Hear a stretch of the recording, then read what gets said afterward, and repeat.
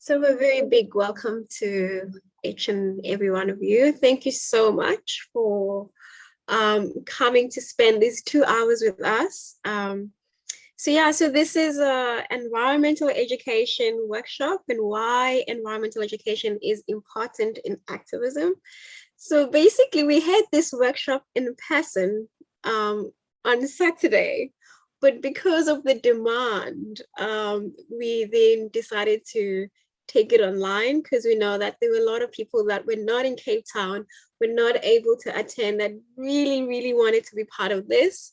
And so it's such an honor and that we are able to do that because we feel like this is very important. And so me and Michelle, we're really, really super excited to share some of our knowledge and and also it's just so incredible also to see familiar faces that were with us on Saturday that are coming for more, like Mr. Brown. You're very welcome.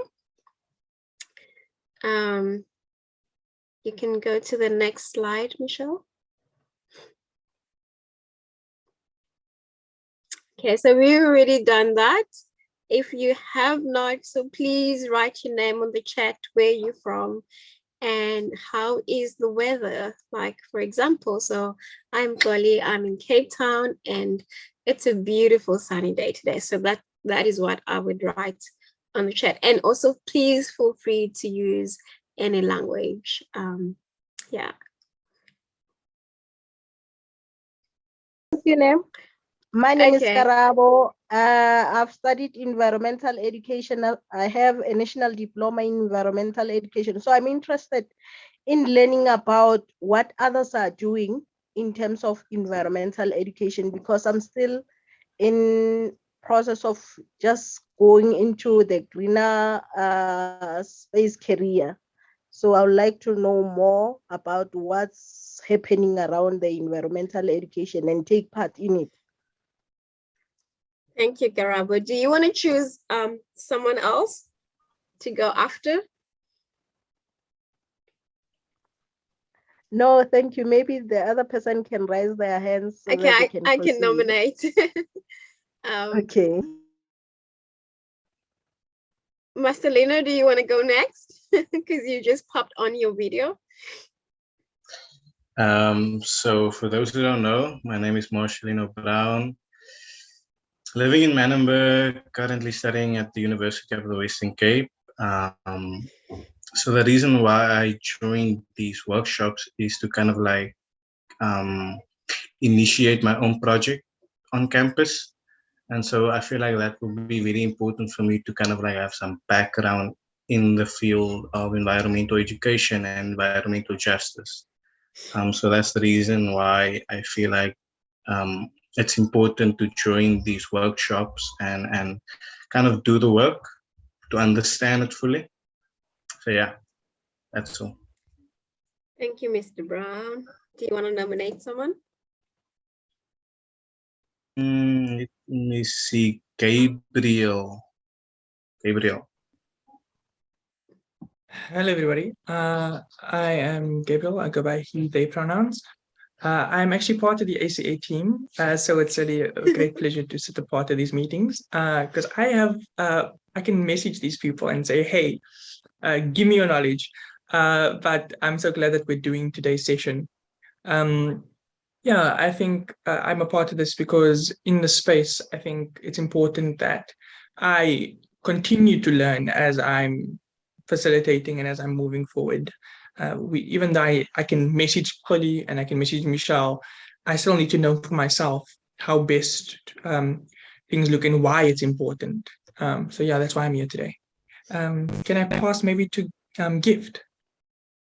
And just also a note, if anyone doesn't feel comfortable talking, you feel free to use the chat. Gift. Yes, definitely. Thank you for that, Gabriel. So Gift, I'm just aware that Gift just joined. So you're just sharing what brings you here, your name, what brings you here. And as Gabriel has said that if you don't feel comfortable to speak, please use the chat and we will read out the message to everybody. Okay, let's go to Gemma. Oh, Ruth, yeah, go. Hi, everyone. Hello. Hello. We can hear you, Ruth. Please go ahead. Okay, thank you so much. My name is Ruth from Zambia, and I studied forestry. Then right now I'm studying natural resource management and climate change. To me, I have a passion to understand my environment where I live, because I believe that everything revolves around the environment. For me to have a peaceful life, for me to have a better environment that I require, I need to understand the environment that I am in. So it's very important for me to understand the environment, and by doing so, we'll be able to know exactly what is affecting our environment, and we'll be able to get the positive results that we require in the near future. So I'm very much interested in this workshop, because as much as I'm understanding and studying natural resource management and climate change, I also want to have more knowledge on how I can help. Thank you. Thank you so much, Ruth. I just want to read out Gift's message. So Gift, just want to pull it up. I'm Gift from Zambia. I'm happy. Wait, just disappeared. Hi everyone, I'm Gift Banda from Zambia. I'm happy to be a part of the team, mostly want to understand what climate change is. Great, thank you, Gabriel. Priscilla, do you want to go next?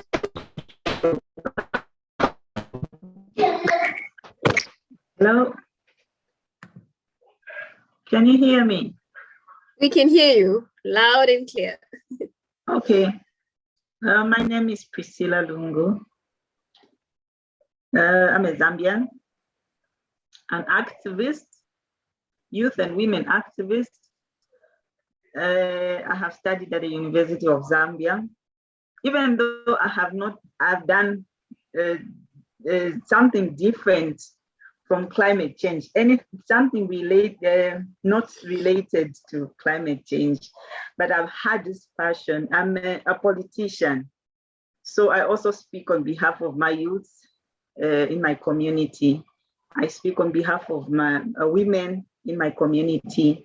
So then I want to just understand climate change deeply, because I mean, it's something that's so interesting. Who wouldn't want to know about their environment that they live in? I know about deforestation going on. I know about soil erosion. I understand all those things, but I'm part of it because I want to broaden up my knowledge.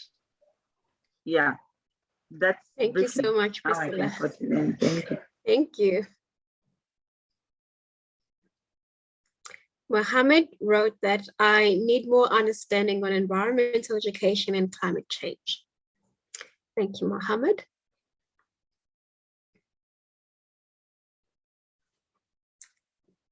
Betha, do you want to go next? Yes. In the chat quickly, Paige Carter says, I'm currently studying environmental sciences. Something I did not expect from my degree was how it would enlighten me and impact my day-to-day life and what I believe in. I want to know how I can make an impact by further educating myself. So I could just jumping in, Polly. I just didn't want the message to be lost. No, all good, all good. Thank you, Paige. Thank you, Gabriel. Betha, you can go ahead. Okay, thank you so much. I'm sorry today I'll have my camera off. No worries. But yeah, my name is Beth Ankara. I'm originally from Zambia, but currently I'm pursuing my MSc in the Netherlands. I'm studying urban environmental management at Wageningen University and Research. So what has brought me here? I have keen interest in sustainability issues, climate change and whatnot. Most especially advocacy in the area of climate change. And I'm on a mission to get the message of climate change to especially the rural community, the people that interact with nature on a daily basis, but I feel they do not have that information that they need. Climate change has more like just become a fancy word that is being discussed by people that are in these government offices and academia and whatnot, but I feel the message has to get to the rural poor especially, and that's why I think environmental education is more important, and I'll be so happy to hear something in those lines. So really, that's what has brought me here today. Thanks. Thank you so much, Betha. No problem. Great. I think that's everyone. If I've missed you, please unmute yourself and share or use the chat. And I will now hand over to Michelle.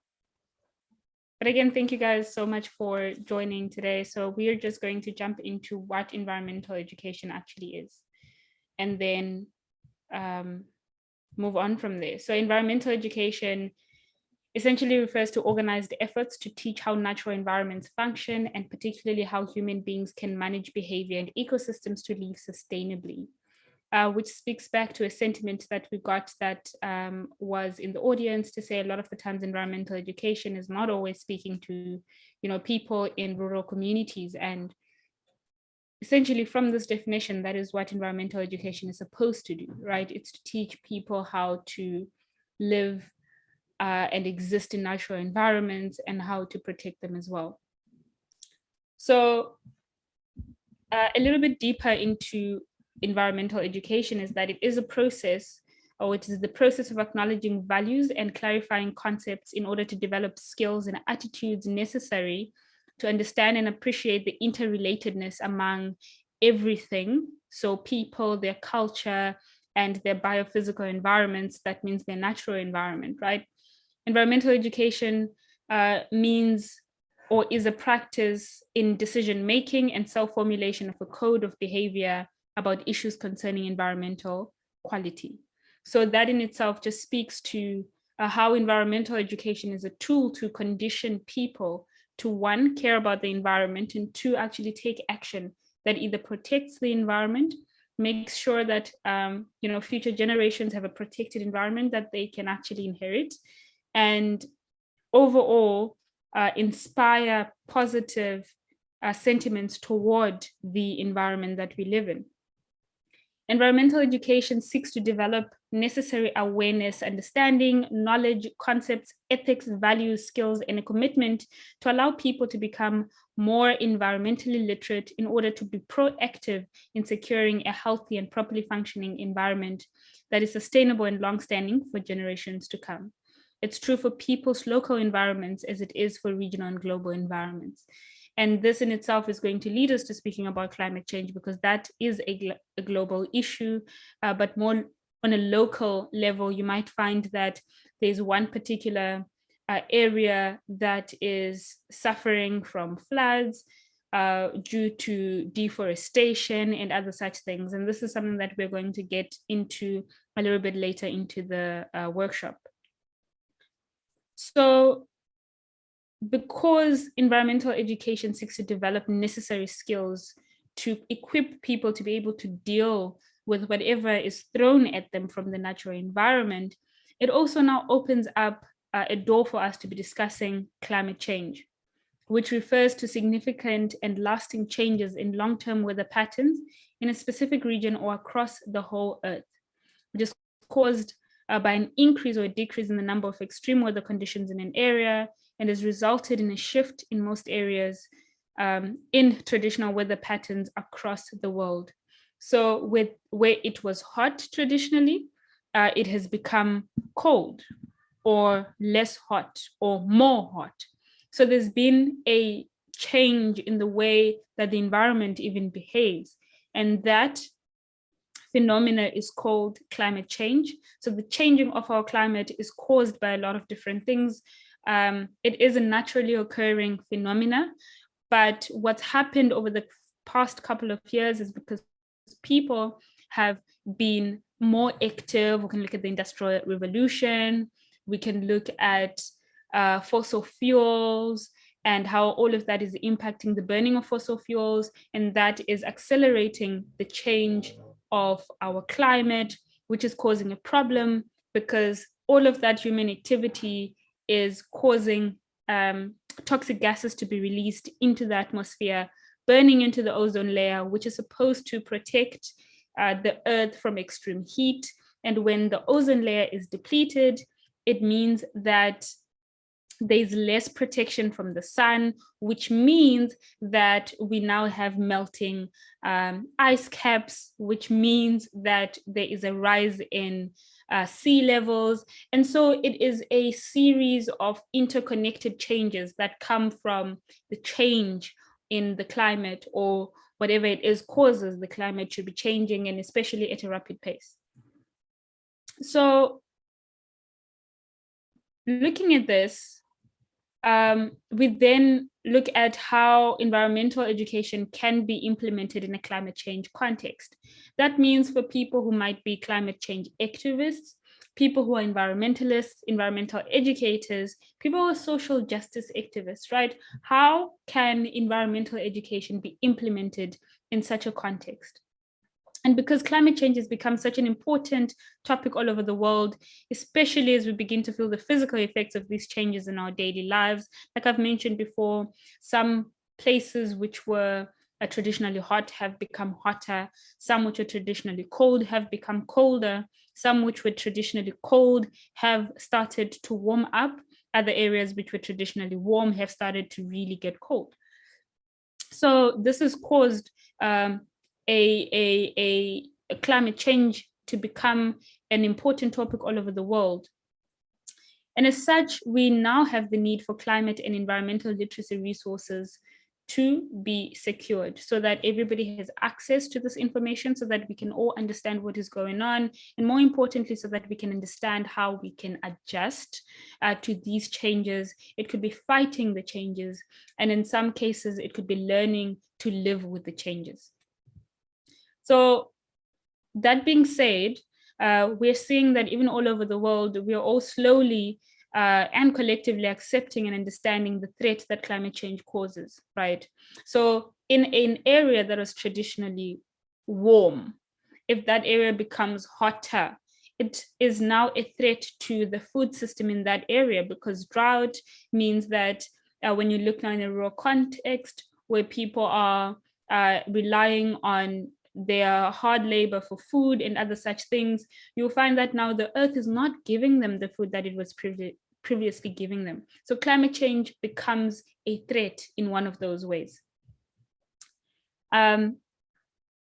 So because so many people have been feeling the effects of our changing environment, and some have even been harshly impacted to the point of being driven out of their communities, losing their homes, and others even their life, it's become increasingly important to enforce mitigation and adaptation measures. Mitigation, talking about how to lessen the impacts of climate change, that is what mitigation means, and adaptation, talking about how people could adapt to these changes. So find a way to be geared toward dealing with the changes when they do come. And this is so that communities across the world can become resilient. So after all of this, which granted is a bit small in terms of the amount of information that is available, it does though get us to a point where we now need to start looking at what members of society can do. First is that we'll need to be aware of the environmental threats and adaptation tools that are available. Youth and children in particular will need the knowledge and skills fundamental to understanding climate processes, environmental threats, and climate change in order to respond effectively to these changes. And that's what environmental education does. It allows people to be equipped to effectively respond to the changes that we're all currently experiencing. Climate change is the biggest environmental threat of our time, and its impacts are very, very broad, complex, and affect people differently. And although there's a large amount of scientific data available about climate change, there are also many beliefs, assumptions, and even emotional reactions affecting the way that people think and speak about the changes that are happening. We've heard some people even get to an extent where, if people have said climate change is a threat, other people have said, well, that's just dooms preaching. When in fact, we are seeing people who are currently getting affected by it. So that might even be coming from an emotional sort of space, that reaction. And other people who are getting affected by it are saying, hang on, climate change is threatening my life in a literal sense.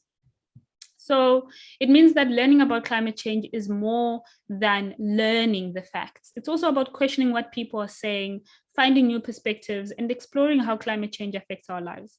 For us, environmental education allows us to develop safe spaces for engagements, such as this one, and collaborations, ensuring a group of people in the broader societies are environmentally conscious and are equipped to implement ideas that impact real change. Now, while these safe spaces for engagement are important, it's very important to tailor that content to programs to suit the context in which they will be applied. Now, we understand that this is a limited space. And just because it's an online space, it also means that the access that many people have to the space also decreases. So by default, we're sort of forced to cater to a small group of people, which is why when you heard Gabriel speak about what ACA does is we do have online sessions, but we also try to have physical in-person sessions, which then would be open to reaching a wider audience, which means that we're not just keeping these safe spaces safe for only us who can access these spaces, but we're also trying to make sure that more people have an opportunity to access the same sort of spaces, right? So because people have different levels of awareness and exposure, this should always be taken into account, which is something that we try very hard to do, to make sure that when we do have educational content available, it is made in such a way that it reaches a wider audience. So even in the languaging that we use in these spaces, we try to break it down so that you and me can understand what is being discussed without needing a dictionary by your side or needing to Google anything. And so for today, we want to explore the different ways in which we can become obviously more knowledgeable, but also we can be geared to teach and implement environmental education in a way that covers a wider range or a wider audience. And I will pass on to Xoli. I think you've heard my voice enough for now. Thank you so much, Michelle. I'm just gonna wait for you to move the slide because I don't know if it's my screen or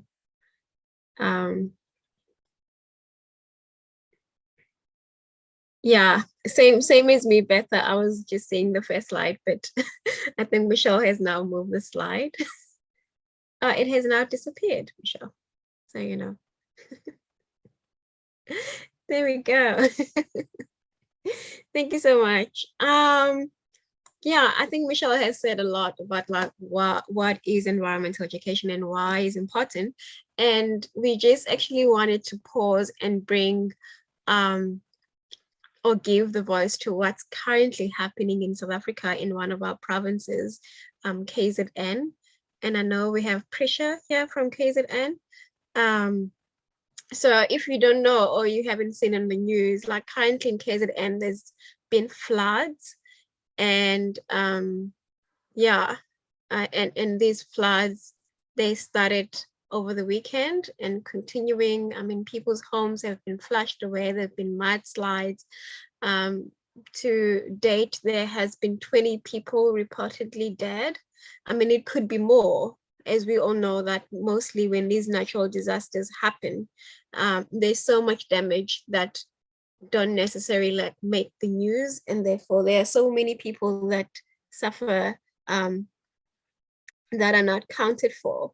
But it was just interesting to know, to have this happening and actually to be running this workshop, because And I was saying to Michelle earlier on, I said, if we would go to KZN right now, and start asking random people like, what is happening? Why were the floods happening?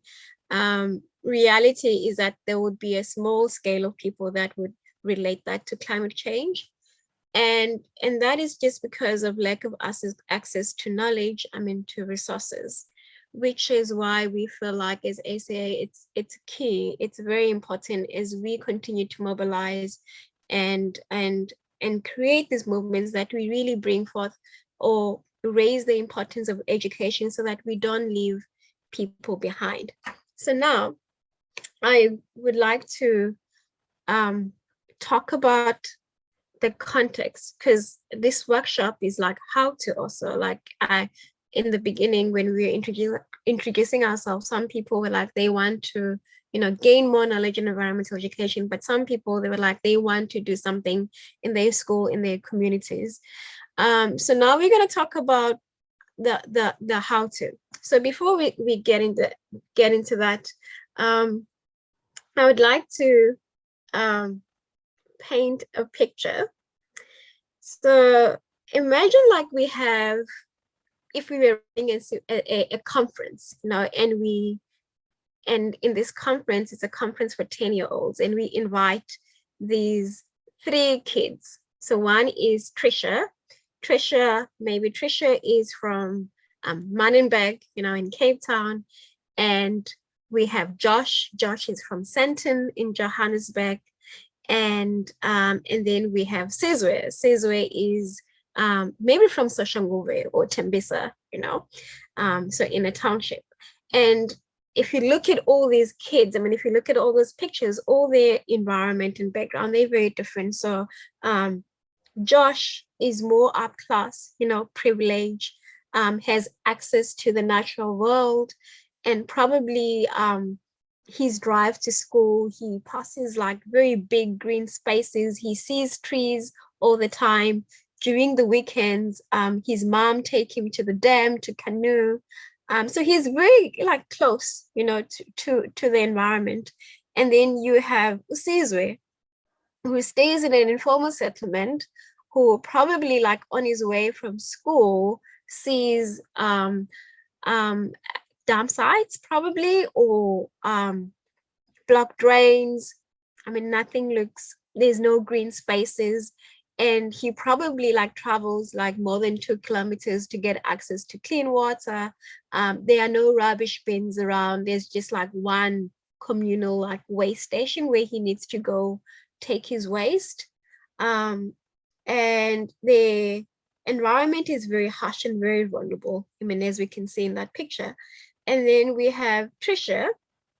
Very similar to Caesar, but the difference is that Trisha is from the flats. It's a brick house, but still there are not a lot of green spaces. When she goes to school, she probably has to dodge bullets, because of the gangs.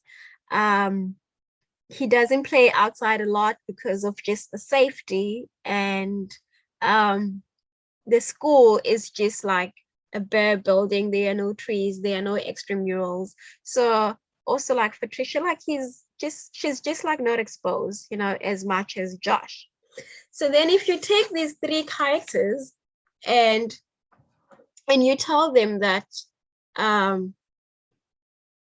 the dolphins are going to be extinct, we're not going to have any dolphins anymore. So which child do you think would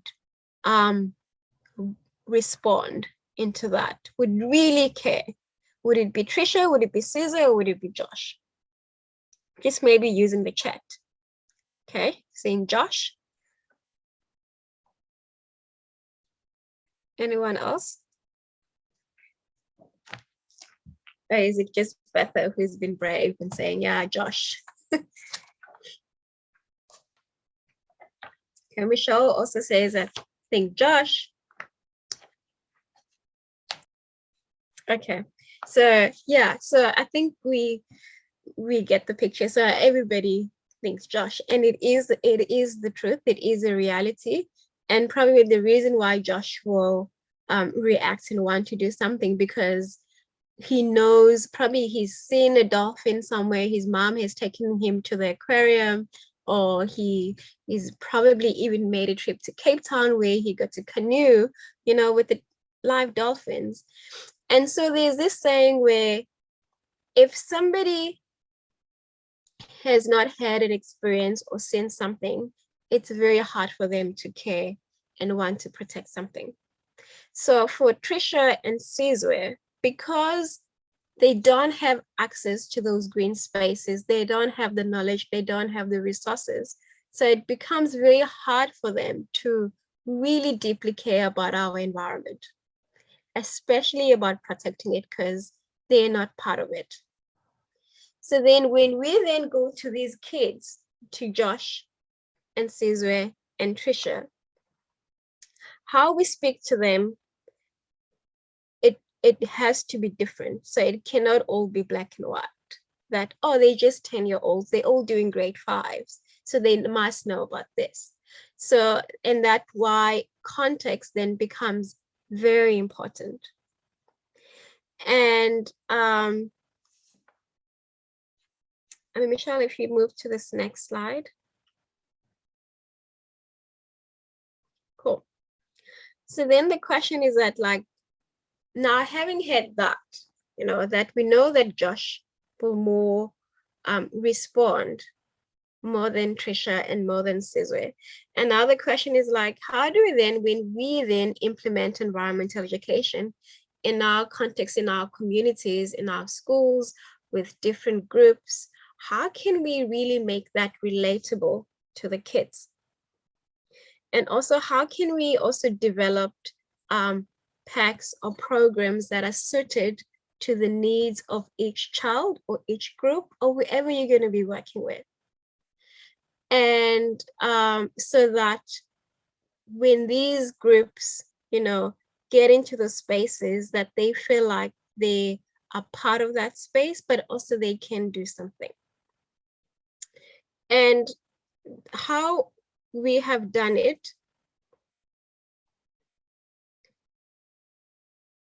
we're gonna move to the next slide, Michelle. Sorry, I keep on pressing, thinking this slide is gonna move.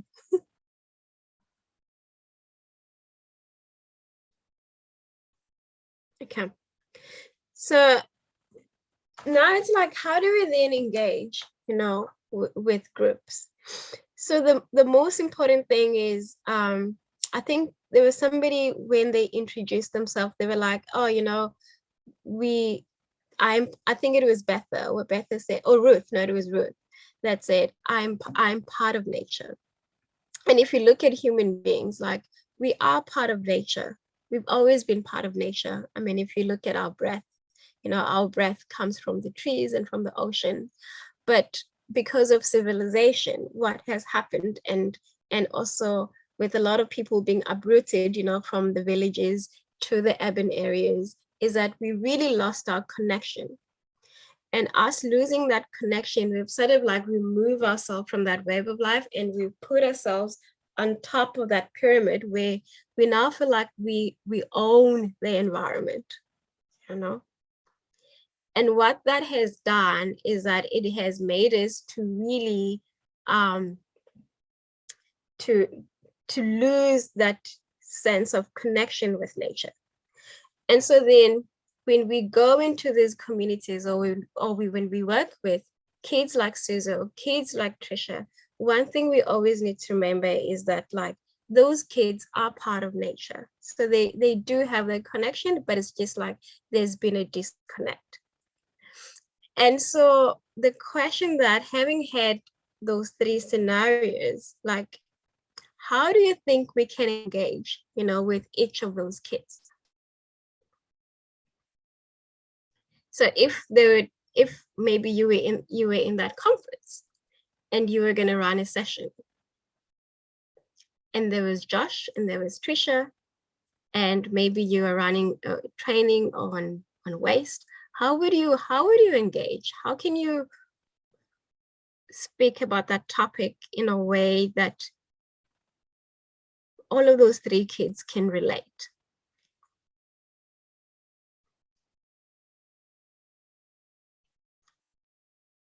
And we know that we are here to learn. So there's really like no wrong answers. So Betha, you've got a hand up. Yeah. Okay, let me try to say something on this. So from what I saw from your narration, I see kids going through different situations, kids that are exposed to different setups. So first of all, I would study the environment in which they are in and see what issues really affect them, and also how I can connect those issues to climate change. For example, we have Josh that is very keen on maybe dolphins, like you mentioned, because he enjoys his weekends out with the mother. Then we also have, is it Sizwe, who has been affected by the floods? Then we also have the other kid, is it Trish? I've forgotten the other name, yeah. So yes, Trisha. Yeah, Trisha. So I would start, like, for example, for Josh, I would explain to them to say, oh, so you see, because of the negative effects of climate change, we will not have dolphins anymore. So now maybe that kid will get interest to say, oh, now what is this climate change? Then I'll use that as a tip. Then I would go to the Sizwe. I'll talk about, of course, they have a feel of what they are going through. Like if Sizwe, I mean, for Sizwe, for example, he has been affected by those floods. And obviously it's something that he can relate to. So I'll use that to get his attention, you know. Then for the other person also, I'll find something, for Trisha, I'll find something also that would also affect her or him. Like, for example, I'll talk about the urban heat island effect and all those things. So for me, I feel it's, when it comes to getting the attention of, now that we're talking about these children, it's something to do with what directly affects them. And we try to align it to climate change to get that awareness in them for a start. And then maybe eventually we can get into other deeper issues. But for starters, I feel it's important to really focus on things that they can relate to, things that they can see, and things that maybe affect them. And I feel that different societies, like you have brought it up, have different experiences, and which simply means they deserve different solutions depending on how they're affected and what they are going through. Thank you so much, Betha. I saw on chat also Gemma said, like, to really just bring forth the personal experiences of nature. I mean, very similar to your sharing, like really looking at like what is happening on the child's life and how can you bring that forth and then relate it into the bigger issue. Ruth? Thank you very much. It's a very interesting topic, and I'll say, being a child, you have to first understand the environment that child is in. I'll give you an example. I'm found in the forest, and I live actually in an urban area. So I moved to the forest to the urban area. So you find that there are different experiences. So going to the group questions that you've posed, if you look at the first point where we say, how can we raise this awareness for the environmental issues? The first thing we have to look at these awarenesses in 4 stages. The first awareness, which is the most important one, is the family level. Then we come now to the schools. Then we also go to the community level. Then it also now comes to the civil society. So what we mean by family level, that child is brought up by this parent or guardians, whoever he or she is surrounded with.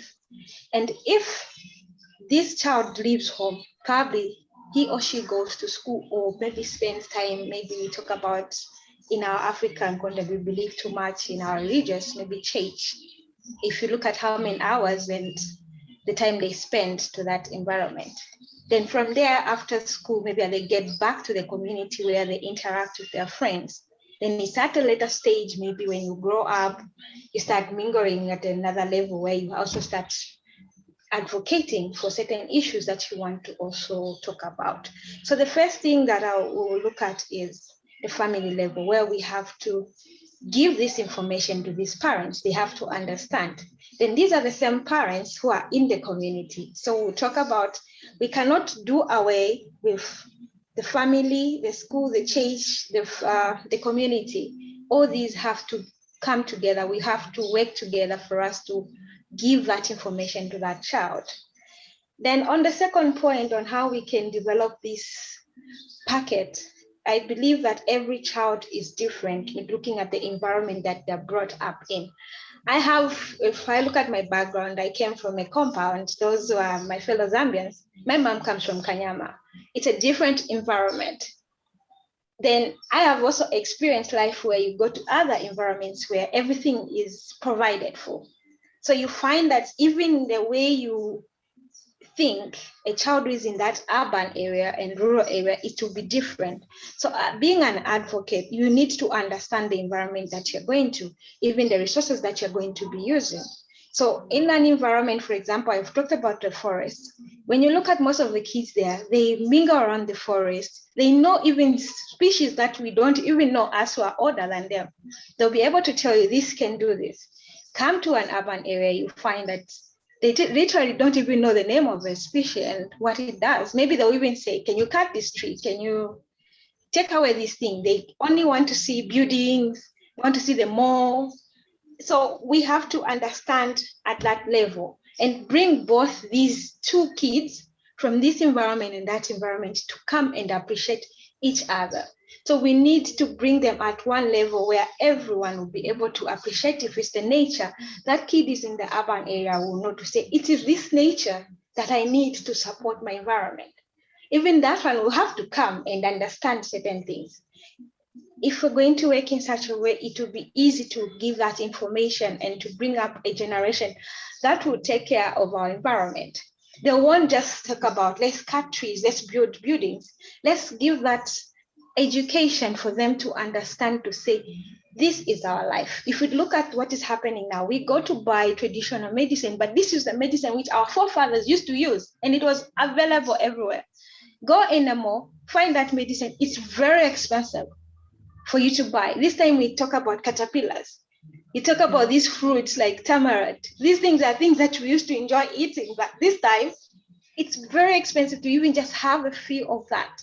So now, how are we going to bring these two kids from different society to come and appreciate each other and work to unite each other in terms of sustainable education, in terms of them preserving that? It's not about just having the malls there, it's also trying to preserve those things so that they can help us. I think that's what I can talk Thank about. you so much, Ruth. Yeah, so much truth in what you shared. And I guess that the reason why we paint that picture is to really just to give you all like this big perspective. And this is something I know that we don't learn from university, you know, when we're studying environmental education, because we are being taught that we just need to design programs to implement with groups and communities. But we really don't get taught that we constantly need to question and tailor make those programs according to each of those contexts, because each of those contexts are very different.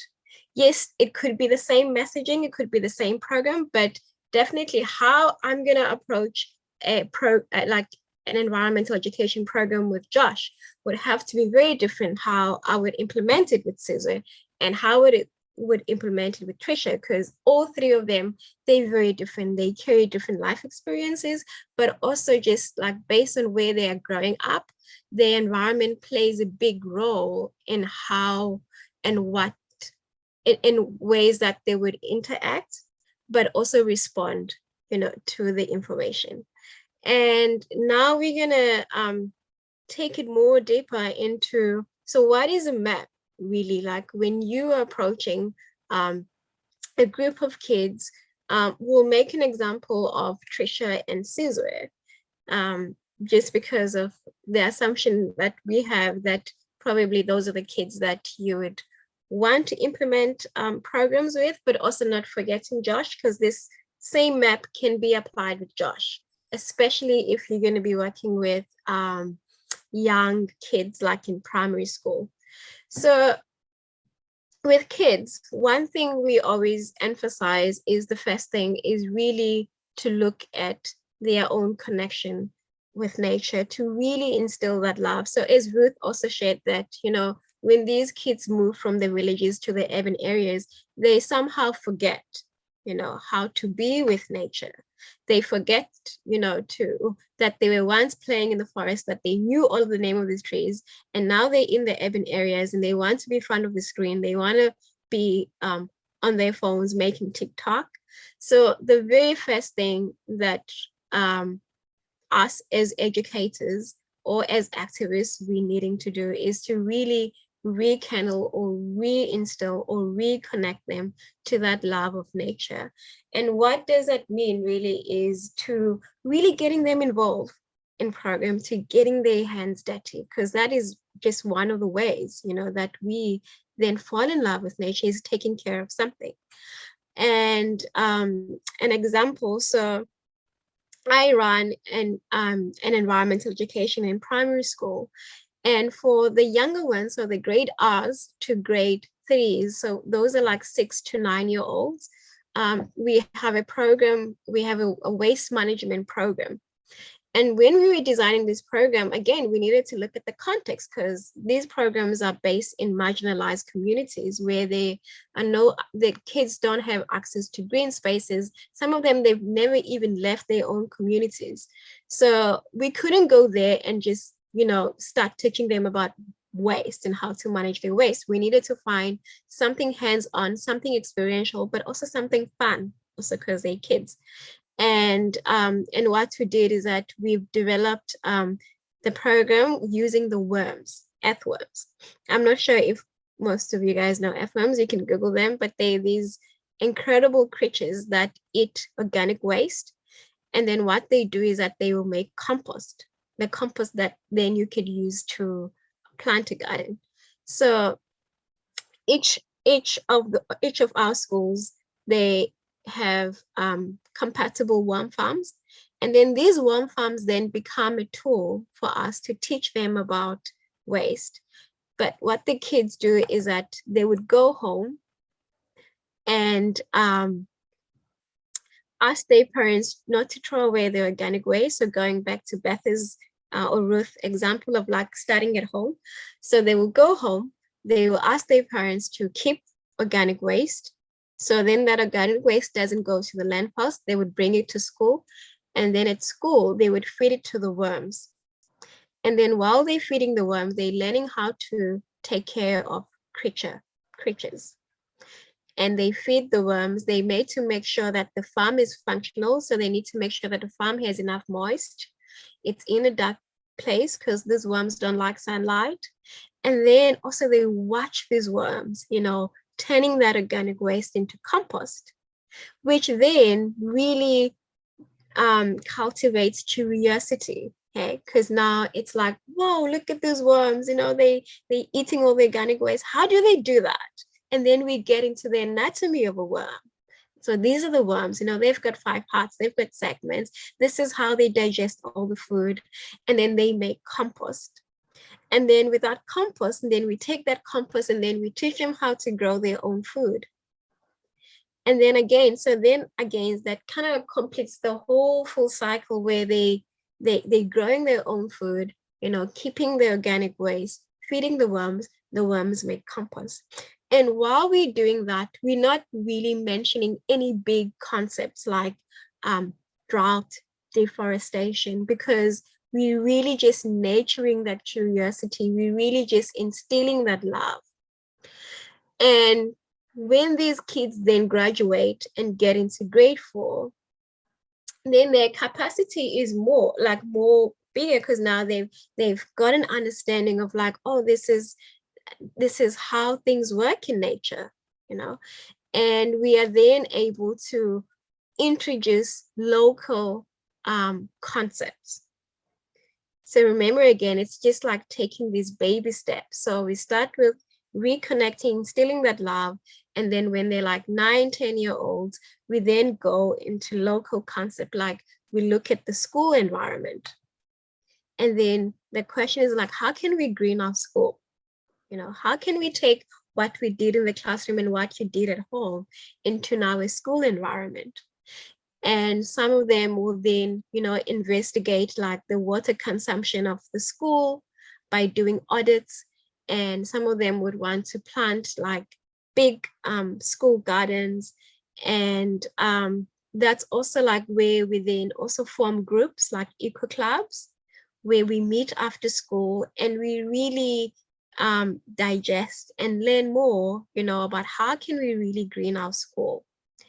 And then the following year when they're in grade 5, and then we look at the community.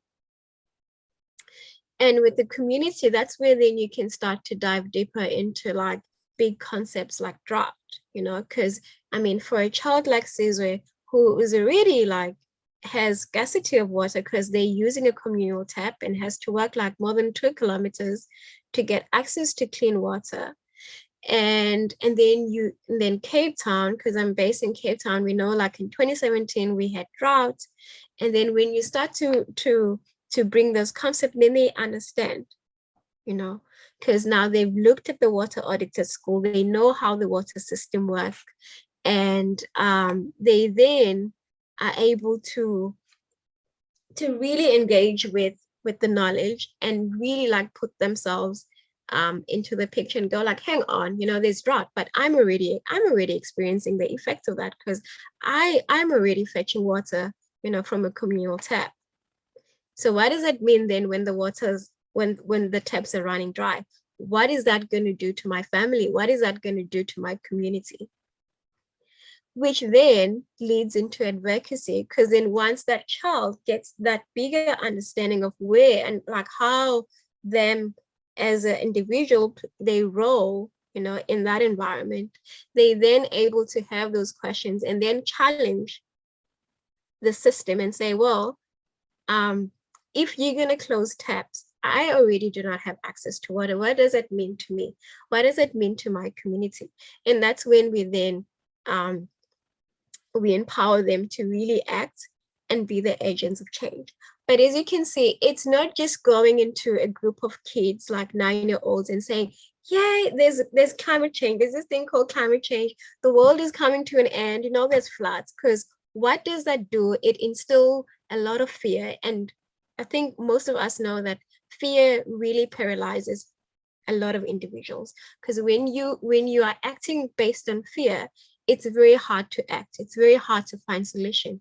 But by taking a step back and going like, hey, how can I really instill that love? How can I make this child really interested and love, the natural environment? Because we all know, like, if you love something, even just with a human being, if you're truly in love with your mom, you don't want them to get hurt. If you love your friend or you love your partner, you don't want them to get hurt. You want to protect them. So it's the same concept. It's like, how do we then first cultivate that love so that they want to protect, they feel part of that nature. And then you take it the next step and you go like, okay, let's look at the local context. What's happening in the school, or what's happening in the street? What's happening in our village? And then from there, once they understand the village context, and then it's like, okay, what's happening in our country? Let's look at environmental issues affecting Zambia. Let's look at environmental issues affecting South Africa. And then from there, they are able to really get into a point where they want to be part of change. They want to advocate, and they also want they want to be the voice. They want to share their experiences, because now they have a bigger perspective. They understand again their role. Yeah. And I saw somebody wrote, just saying somebody wrote something on the chat. Oh, it's Michelle. Okay. Yeah, I mean, I know that we are using kids, you know, as example, but these examples could easily be adapted to environmental groups, to adults. It's the same thing. I mean, even I also work with grannies, you know, elders who are in their 70s and their 80s, and it's the same concept. I cannot just go to them and go like, hey, you know, there's this thing called climate change happening, because it's not part of their world. They don't understand those concepts. So again, it's going back to basics and going like, okay, how can we reinstill that love? How can we reconnect? Let's start a community garden. Let's learn about plants. Let's learn about those herbs. Let's grow our own herbs, you know, like we used to. And then from there, when the herbs don't grow, then you start to introduce concepts like, so why these herbs are not growing? Maybe the climate is changing, the weather conditions are not the same. And then you start slowly integrating those big concepts. But the first thing was that it was hands-on, it was experiential. The main intention was to really reconnect them to the natural world. Yeah. We're gonna move on to the next slide, Michelle. Okay, so now I'm gonna hand over to Michelle, who's gonna talk us through the principles of environmental education, because what's coming after that, we're gonna put all what we have said into practice. Yeah. Thanks, Xoli. So the principles act as a guiding framework as to how you're going to be engaging with citizens of all demographic ages, I mean, contexts, you name it. And how we do this is by first critically, ethically, and creatively thinking around how to make environmental education accessible, make educated judgments. Again, that has a lot to do with scrutinizing and investigating the context in which you are working. I know that it's a lot easier for us to be using children because they're easier to mold and other such things. But even with older people, like I put in the chat, you need to then understand your context before applying anything that you design. That means that the chances of whatever it is you design being successful grow exponentially than if you just create this thing and you're like, well, this is an environmental education pack and we're going to implement it. So these principles help us to develop skills and knowledge to first interact in an environmental education scope, but also to guide us when we create these environmental education packs, because it really speaks to a lot of different things, which I'm going to get into. One being having a holistic approach to what environmental education is, or what the environmental education principles are. And then lastly, the environmental education principles then encourage us to create and have positive environmental behavioral changes. That means where I did not necessarily care about the environment, maybe now I'm taking hikes because I do appreciate the beauty in the nature. Where I didn't know how to swim, I realized that swimming really does connect me to nature. And so I went and took lessons and now was able to connect with the environment in that way. So that's what these environmental education principles aim to do. And I've grouped them into 4 main umbrellas, one being intersectional and holistic, the second being sustainable in the way in which it's geared for the future, 3 being people-centric, so making sure that that environmental education pack is of a high quality, which also meets the basic needs of all, and growth as well as development. Last being learner-centric, in that it really centers the learner. Because for the last one, maybe just to get into it a little bit, you'd find that traditional methods of teaching a lot of the times in some way attempt to center the learner, but not in a very conducive way, in that the learner is able to participate, or that there's that power dynamic that's sort of broken. So really centering the learner is also empowering that learner to be able to feel equipped to take as much action, where you now are multiplying environmental educators in one sort of group.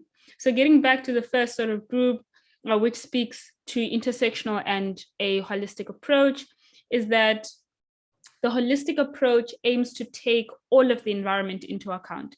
That means depending on the context, you may be able to focus on a contextual problem. In one case, it could be waste management, right?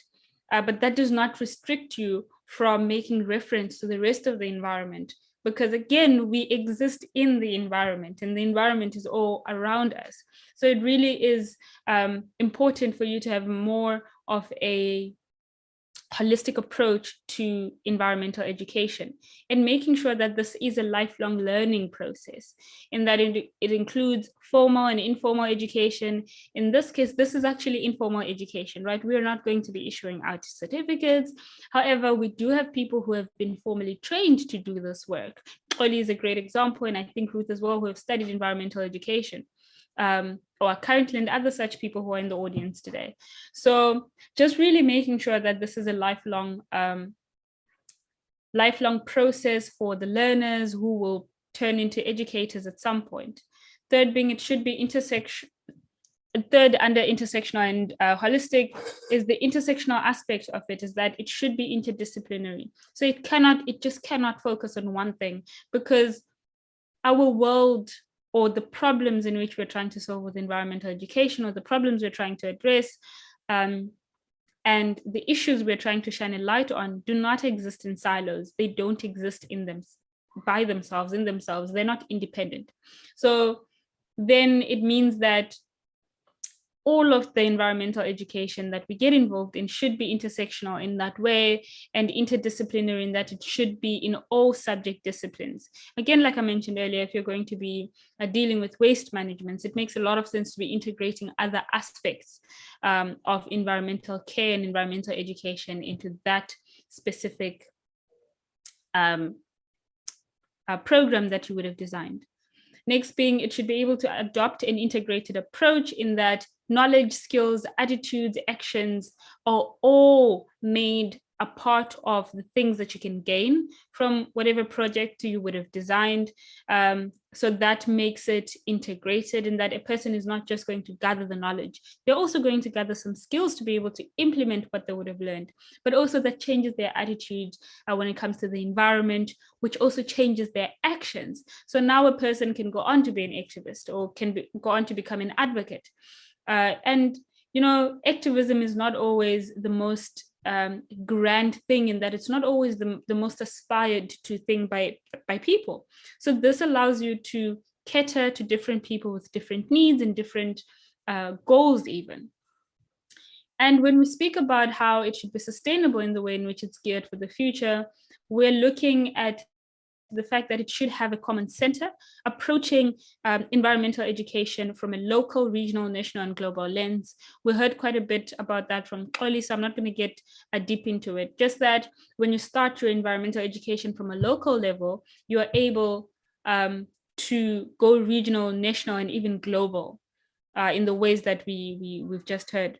So geared for the future in the way that it recognizes that we currently have problems, but also environmental education is a tool to be able to prevent and even address other potential problems that might arise in the future.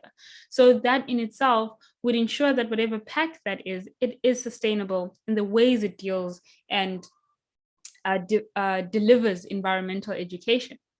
It should also promote indigenous cultural, linguistic, ecological diversity. We heard at length about how people have forgotten where they've come from, and that they're actually part of the environment. And what we've seen throughout history and even currently is that indigenous people, and all people really, are connected to the environment in one way or another.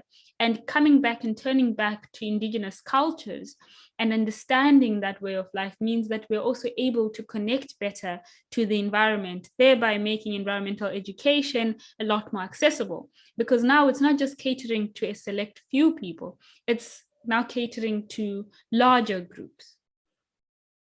So in the way that it will be like geared for the future, it means that now you are encouraging for there to be collaboration and cooperation on local, regional, and even global levels to solve environmental problems like, climate change. This is something that around the world people are trying to find solutions to. So it should be people-centric. Sorry. There we go.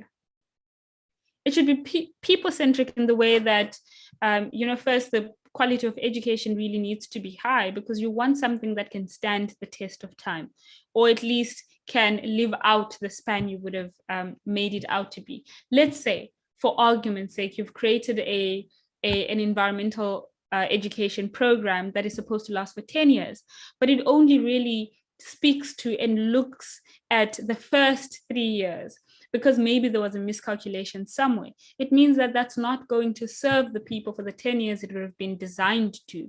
So it becomes low quality education in that way, because then we can't really implement it 7 years into our journey. So that is something that would need to be really thought about, and how those packs and how environmental education in itself addresses basic needs of everybody, encouraging growth as well as development. So it should also encourage meaningful collaborations through facilitating equal partnerships in the decision-making process at all levels. So number 3 and number 4 really do interlink in that even when we look at learner-centric environments, we're now breaking down the idea of the teacher having all of the power to make the decisions. And now we're saying even the learners can, not even the learners can, the learners should take the decision making into their own hands as well, because they're just as equally equipped and equally powerful enough to do it, which speaks to just that, really putting the learners and even the people in the center of environmental education. So that also then speaks to how environmental education should also be democratic in the way that it approaches the problems, because environmental education allows us a framework to work within, but it does not mean that there is any one way to do something. That means we should always be ready to listen and investigate and pry out things that are suggested by the learners and even the educators, because we're not all knowing, right? We're in these spaces to learn as much as we are to teach. So it should be democratic in that way. It should pursue solidarity, equality, and respect for human rights through creating safe spaces for intercultural exchanges. Like today is great because we do have people from all over, and we're of different cultures even, but we are able to really just sit and engage in an intercultural way. So even on a larger scale, this is really possible. So it should also thoroughly investigate the impact of all plans for development and growth on the environment. Recently, we in Cape Town, Indigenous people were really fighting, I think it was Amazon, to say you cannot build on Indigenous land. But we had another conversation and another argument saying, but this is development. But Indigenous groups were saying, yes, but we don't want that, because that's not how we look at development. And so really thoroughly investigating the impact of all plans for development, that in itself, Amazon's development would have impacted ancestral lands. And that, in as much as it would have been development, it would not have served all. It would have been for a specific sort of outcome. And so it would be very important to really just investigate the impact of all plans for development and growth on the environment, because again, the environment really encompasses everything, including us. We are part of the environment. So if we don't take care of the environment, we are going to be feeling the effects of it. We are currently feeling the effects of it, some more than others, right? And then we look at the learner-centric approach, where it really, really just centers learners. This means that when you center learners, you are setting up systems to empower them through allowing them to participate in the planning of their own learning activities. This means that myself as Michelle, I cannot just create a curriculum and be like, well, this is what we're going to do. And this is what Xoli mentioned earlier, like a lot of the traditional ways of teaching have been design this and then implement. Environmental education that's taken from a holistic approach says, can we co-create a curriculum that allows us to all learn in a way that includes everybody? That means the way of teaching even might have to be different, even from the way that you've known it, because people learn differently and even people engage differently. So if somebody says, well, I learn best through playing ball, you will have to play ball if that makes a change. So that learner-centered in that way, and also creating opportunities for them to make decisions and to take responsibility for the consequences, because every action should have a reaction, and consequences are a part of learning. So if I drop a glass right now, I know it's going to break, but if I am always sort of protected from breaking glasses, I will not know that it breaks. And mistakes and consequences are all a part of the process, which learners should also be exposed to. When we speak to learner-centric as well, we're talking about gearing whatever it is that we develop to the community by creating a sensitivity to the environment, passing on knowledge, as well as instilling clear values in people of all age groups in the communities which they live. Which we spoke about intercultural, we spoke about intersectional. All of those also speak to the different ages, different backgrounds, different knowledge levels, and other such things. It should also be experimentally attuned to guiding all learners to discover the symptoms and actual causes of environmental problems. So this now means that you are now creating a space where a person can experience firsthand even what some of these things mean. Like when we say climate change, you could physically go to a dam that's drying up because it's been too hot, and investigating what that even means. As I come to a close, also speaking to how environmental education, when you center learners, should be geared to skills development by developing powers of critical thinking. This is very, very important, and problem-solving abilities in order to address complex environmental problems and manage conflict in a fair and dignified manner. That means when I'm going to be addressing the next person, it means that I'm realizing that they're on the same level as me, even though we might have different life experiences. It simply means that I'm going to be seeing that person as myself. And lastly, it should be centered on learning by utilizing various learning environments and a broad spectrum of teaching approaches, strategies, and resources in order to learn about and teach about the environment, because that in itself allows for action to be taken, because now I'm empowered by the knowledge, but I should also be empowered by the environment that allows me to take the action and really just implement practically what I've learned. This includes field work, simulations, research into appropriate action, as well as the use of information technology and the acquisition of hands-on experience.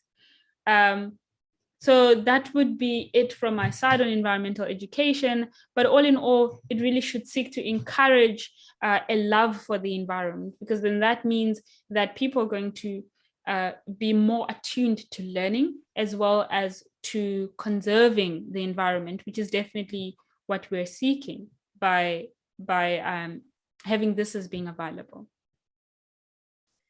Thank you, Michelle. I guess now the question is like, how do we then implement that and make this information accessible, to groups or schools or kids? And so now we're going to speak about tools of engagement. So how you can take all of this information and implement it in your communities or groups or even schools. So, I mean, there are different ways, of implementing and integrating environmental education into a system, either be a school or group, but we've chosen 5 just because of the time that we have.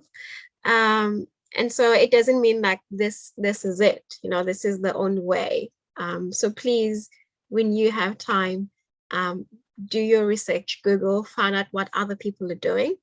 But for us, these are the most effective ways of really implementing and spreading environmental education. So the first one is eco clubs or environmental program groups.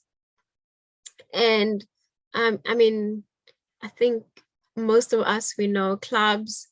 I was once part of a club. It's really what has inspired me to do the work that I do. They're very impactful, you know, because it's a group of like-minded people or like-minded kids. And what the club does, it really just follows a structured curriculum or a program, you know, and this could vary, you know, based on where you are, again, looking at the context of the group or the kids. And one thing that really differentiates a club into maybe like a presentation or other form of engagement is that it's continuous. So it's a long-term approach, and there's a commitment into it. And some clubs, they would meet on a weekly basis, some will meet bi-weekly, and some will meet monthly. But the thing is that it needs to be continuous and it's consistent. And it really just really gives a group a chance to really meet, you know, as a group, but also like learn from each other. As Mitchelle said, that if programs are learner-centered, it doesn't mean that you as a facilitator, you are the only one impacting the information. Is that you also give opportunities for the learners or for the group to also influence and make suggestions into what they want to learn or how they want to learn. Then those kids then are able, or that group is able, to discuss and really expand their knowledge or environmental issue that is affecting the community or the globe as a whole. And also one thing we find that makes clubs or programs more impactful is that they need to be a hands-on project. I know in some villages there are groups or programs that are taking care of safeguarding the forest, you know, so that then becomes like their project, is that they go into that forest and they make sure that nobody's cutting down the trees. And then they meet together as a group. They learn more about that forest now. They learn about the indigenous knowledge. They learn about the use of those trees, the names of those trees, what else grows into that forest. And if it's school-based, some schools will even have gardens, you know, because also then that project, it's something that the kids can take care of, maintain, but it's something also they look forward to, you know, when they go into that club. Yeah, so that is eco clubs and environmental groups. Michelle, do you want to take campaigns? So the next year would be campaigning, and you see that we've put down the sort of like the goals. So the campaign is used to raise awareness. It could be short or long term. It means that you could run a campaign once and be done with it, or you could literally have a 3-year campaign, right? Campaigning about a specific thing. So it would need to be targeted. It would need to have specific goals. So you cannot just wake up and be like, we're campaigning against deforestation. Who exactly is the campaign targeted at? Who exactly are you speaking to with your campaign, right? So that speaks to the specific messaging. How long do you want your campaign to run for? I think when you start out, you could start out as a short-term campaign just to sort of feel the waters, right? And really understand the context in which this campaign is going to be applied. If maybe you're not getting the response that you're needing, you go back to the drawing board and you find different ways to make sure that your campaign wins. Because again, you're wanting to raise awareness, you have a specific messaging. That also means that you have a specific target. It could be a campaign against something. That would mean that you are trying to gather more people behind your idea to go and say, well, this is terrible, and 15,000 members of a community agree, so this should be shut down. Otherwise, you could be going directly, maybe even against government. We've seen campaigns targeted at and against governments who have not put the needs of people first. And they've had a specific messaging. I think quite recently there was a global campaign for the Global Day of Climate Action. And the messaging there was #people not profit. And this was not only talking to governments, it was also talking to the companies that have been putting people below profit and have been profiting off of the backs of people. So this campaign aimed to say, we need to change the way that we do things. It had a specific messaging, and it rallied people, young and old, to speak out against these companies and governments all over the world. And there were projects involved, one being a protest action or a strike that was planned in Cape Town that I was fortunate enough to be a part of. So all of this falls under campaigns. So again, you need to be very mindful about what you're wanting your campaign to do, how long you want it to run for. Again, don't start with like a 3-year campaign, maybe start out with a 6-month campaign, maybe even a week-long campaign, just to understand and see if you get the response that you would need. And then for it to be project-based. So this could be planting trees. That's a campaign for trees, or a campaign against deforestation, right? It could be a campaign for cleaner drinking water, project. I've run out of ideas, but I mean, that's why we're here. We're very creative, so we could find projects that we can implement to make sure that our campaigns are successful. So yeah, Xoli. Next one. Yes, so the next one is public speaking and group presentation. And it's something that's really underrated, in the environmental education space, because I think because it's a once-off thing, and often people think like, it's not impactful, I'm just going there, kids are not gonna, or that group is not gonna learn a lot. But there's been a lot of stats and studies that prove that public engagement and presentation do leave a mark, and they also very impactful really in raising awareness, because sometimes we don't have the luxury of time. Okay, there's an agency, we want to raise awareness, and we just have that week, to do it. And it doesn't mean that you can't, because you can really like rally your whole village or whole community or a school and talk about, that topic that you are passionate about.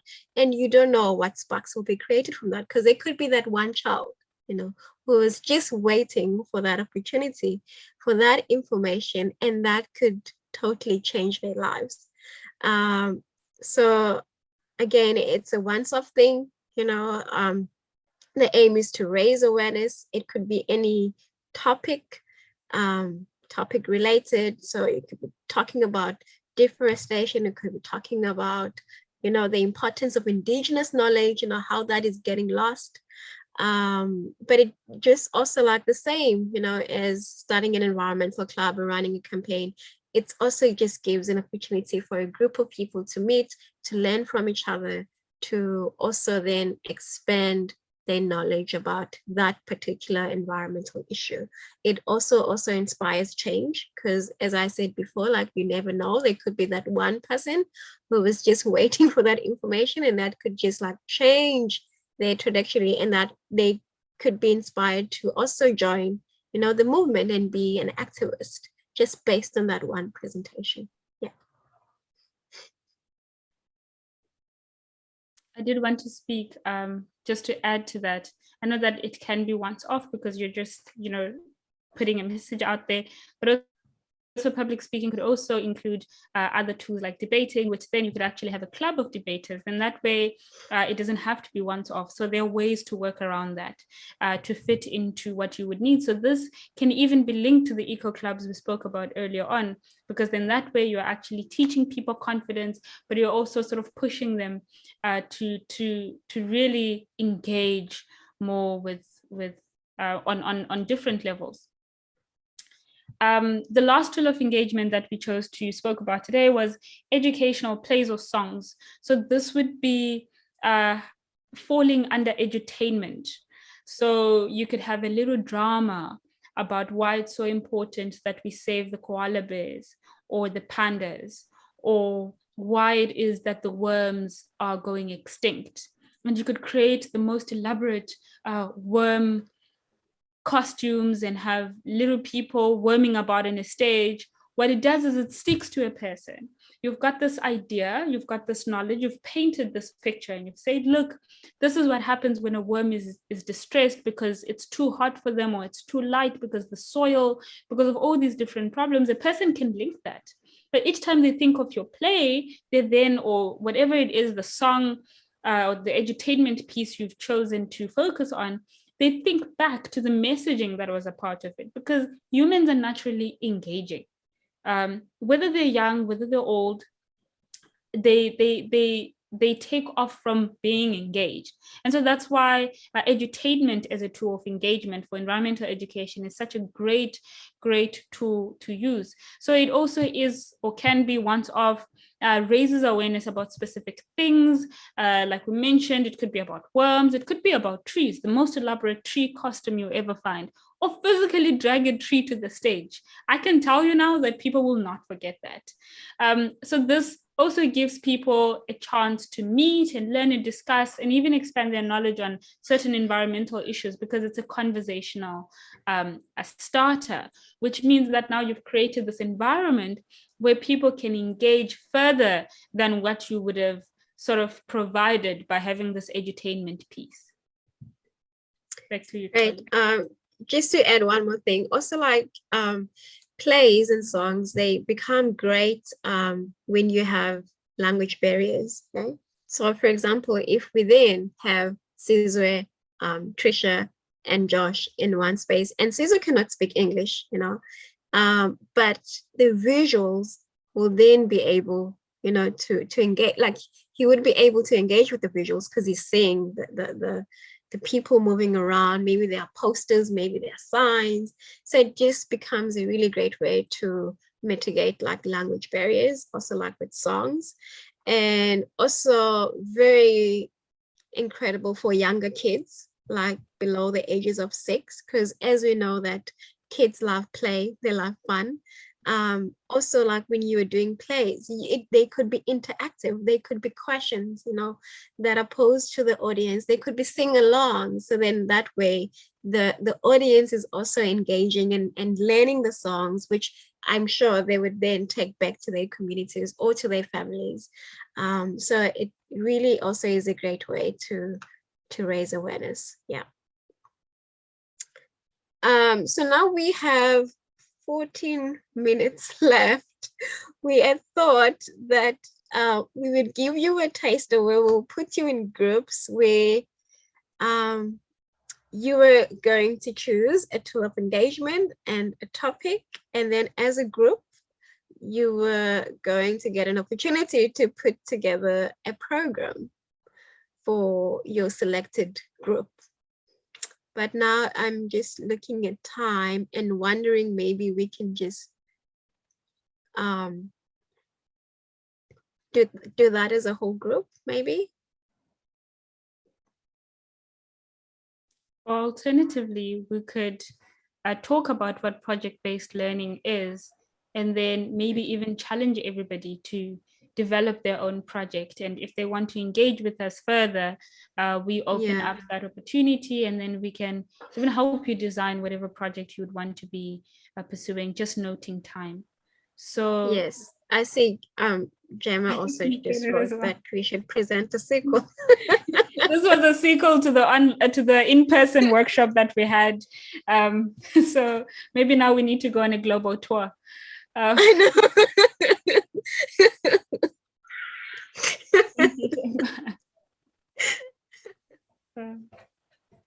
Okay. So should we get into the project-based learning?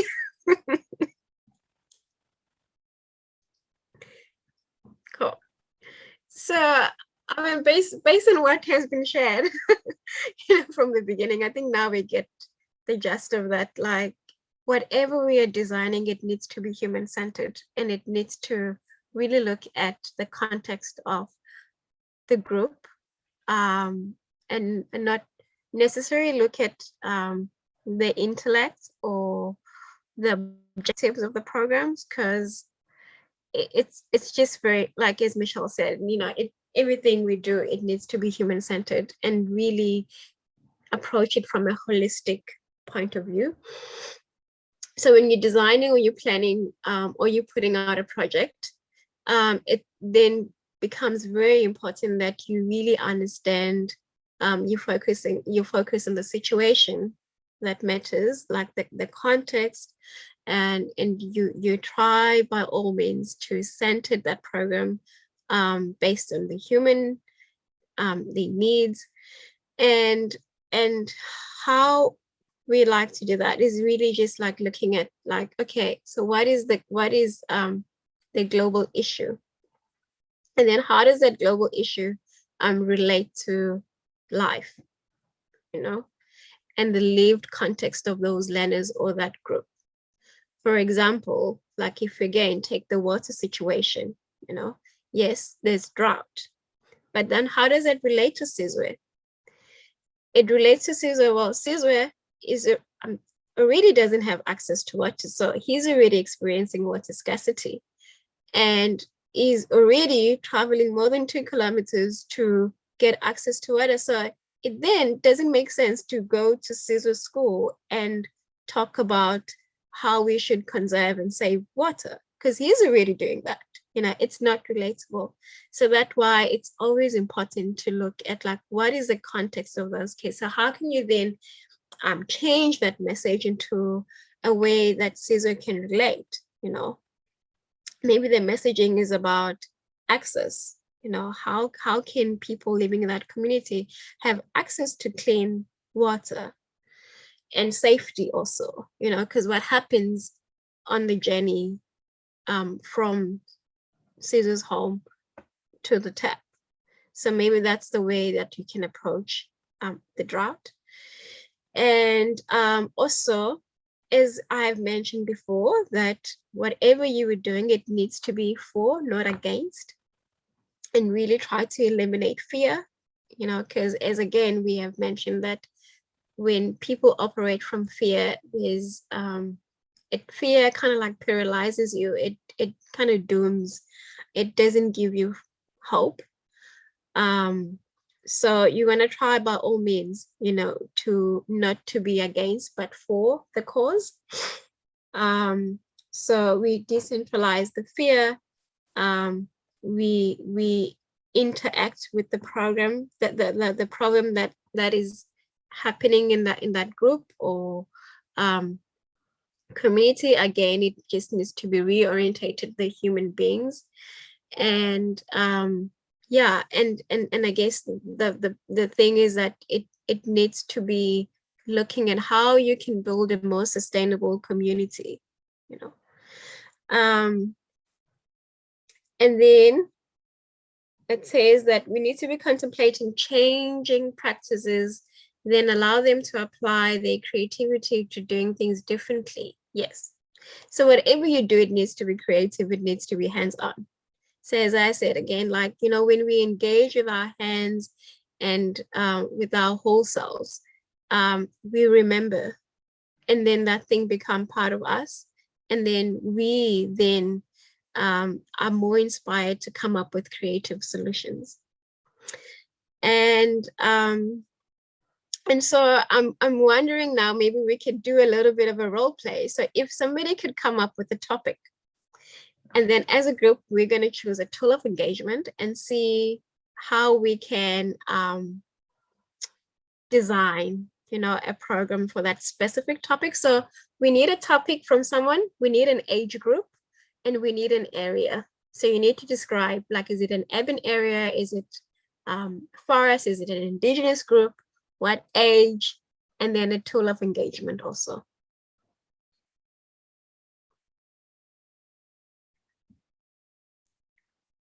So you can unmute yourself or you can type on the chat.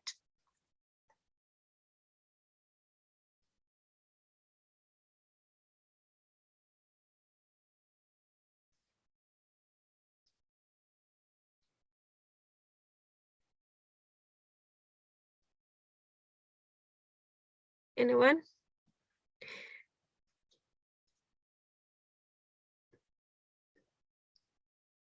Okay, what about Let's Speak campaign, Gamma? Can you give us a context around that?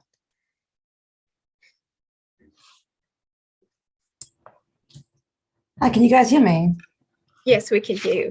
Okay, so for those who don't know, the Leesbeek River is the site of a lot of historical and cultural significance and serious ecological diversity and a lot of endangered species that reside on that wetland area. And right now, Amazon is attempting to build their headquarters there. So it's a real like David and Goliath type scenario. And a lot of local communities and groups have been very much like galvanized to get on this. Like, hell no, sorry, excuse me. Okay, thank you, Gemma. So I'm hearing that the topic would be Leesbeek, and the tool of engagement will be a campaign. Okay, and who's the target? Who's the target market for this campaign? Is it geared towards Amazon or raising awareness to the wider community? Maybe the people living around Leesbeek? Yeah, I think that would be. I think also there are a lot of schools in that area, so it's a very big catchment zone. Like there's Mowbray High School, and then there's like on the one side of the highway, and on the other side of the highway there's Rustenburg Girls, so there's quite a contrast there. Yeah, okay. So we've got a campaign, Leesbeek River, targeting the community and the schools around. Yeah. Can you target both? So can you target the schools around and the community in the way where it raises awareness? Yeah. At the same time, target Amazon in the way that it's against that development. Can we have? So my question is, can we have a campaign that addresses those two sides? I think it's possible. I understand the question. Sorry. So Michelle is asking, so you've said that there's schools and communities around Leesbeek River, okay? So we're running a campaign, and our campaign is to raise awareness about what Amazon is trying to do to that river, but also the diversity and the species that live in that environment.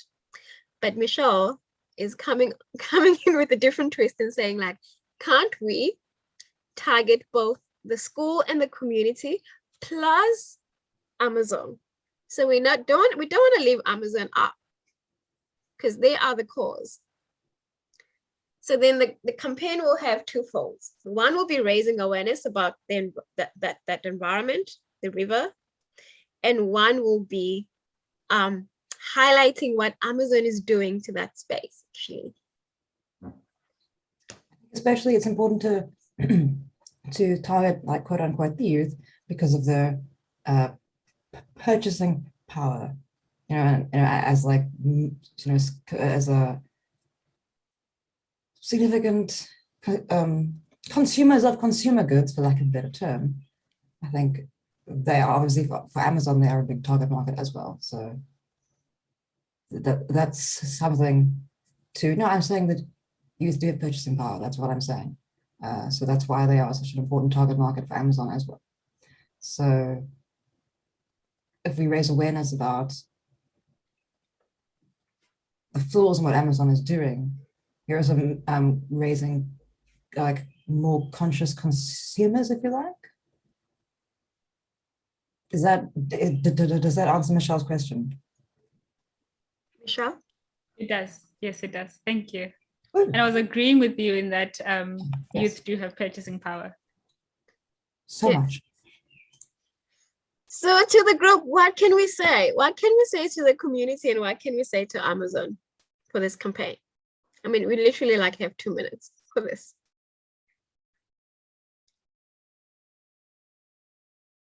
So remembering, like, we are raising awareness, we want to raise awareness about the river and the ecosystem, but also we want to raise awareness about what Amazon is doing.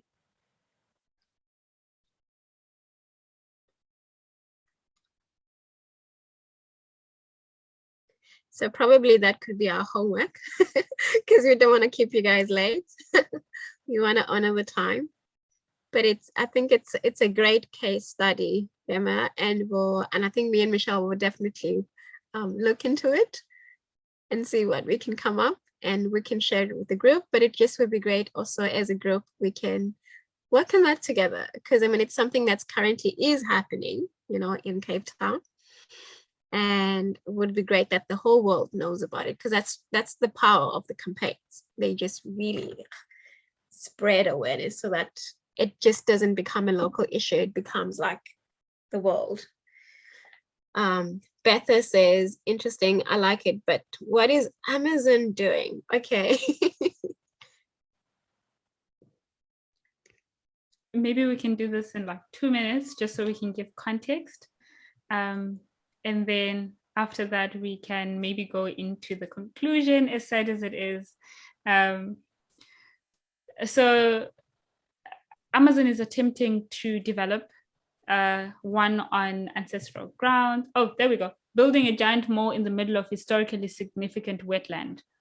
That is perfect. Thank you, Gemma. You have saved me there.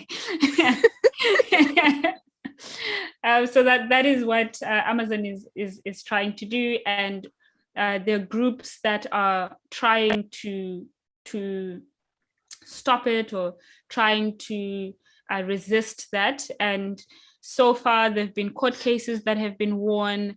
So there really is progress in favor of the people. But we are yet to see. Yes. Yeah. So yeah, just as Michelle said, there is a litigation happening already against that. But it's just also would be interesting for us to come up with a different campaign based on environmental education, because I'm sure theirs is just they have a different approach. Yeah. So if we were wanting to educate the community and the schools, based on what is happening, how can we approach that? What would we say? Now knowing, how to work with different contexts. Yeah. And also, like for Gemma, like it's very interesting because around that area there's Tando Kulu, which is a Black school with predominantly kids that are coming from the township, and then you have Rustenburg, which is a multiracial school but kids that are privileged. So it really would be a great case study to do. Yeah.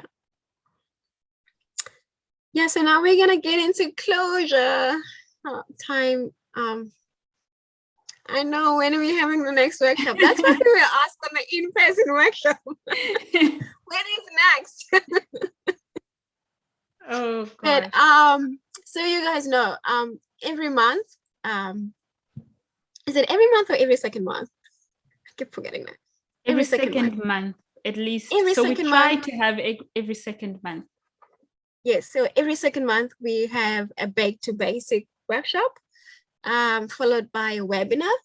The next one will be in May. Hey, Michelle? In May. It normally the last week of each month, but if you all guys are happy to be added into our database, we'll definitely send all the information about the following workshop. But we also try to aim to have once a term in-person workshops for those that are in Cape Town.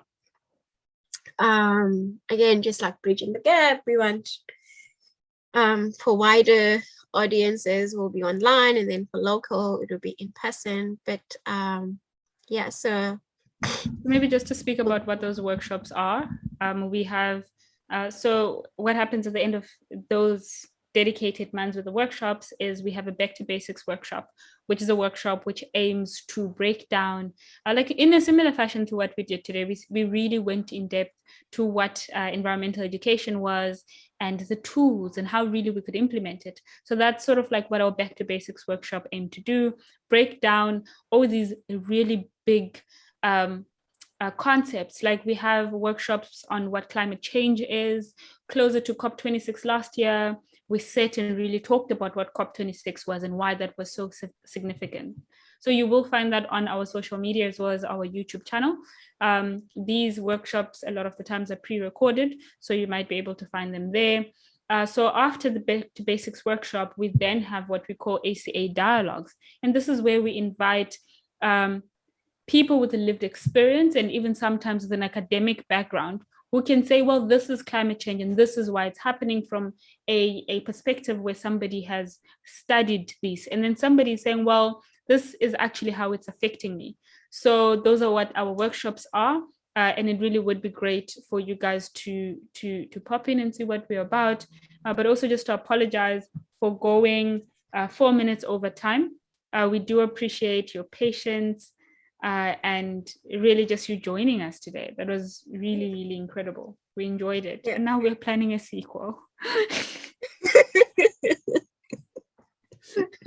Yeah, it will happen. Yeah. And I mean, for the dialogues also, like we always like looking for participants. So yeah, so we might be reaching out to some of you now that we know that what you guys are doing and what you guys are studying, because we want to be as diverse as much as possible. Yeah. Thank you everybody for joining us. Have a beautiful evening or a day wherever you are. I also want to say I noted the takeaways from the chat. So thank you so much for sharing. It's been great having you guys here. We have one very insightful. I'm glad I joined. Kids make a great case study. Very interesting presentation. This was amazing. Danko, thank you so much. Thank you for masses of new ideas and a great presentation. So those are just some of the responses that I marathoned through because I'm also looking at time.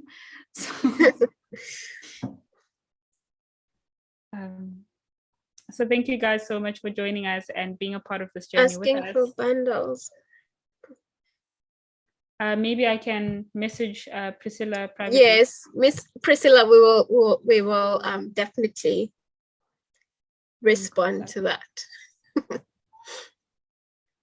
So thank you guys. Thank you, everyone. Enjoy the rest of your evening.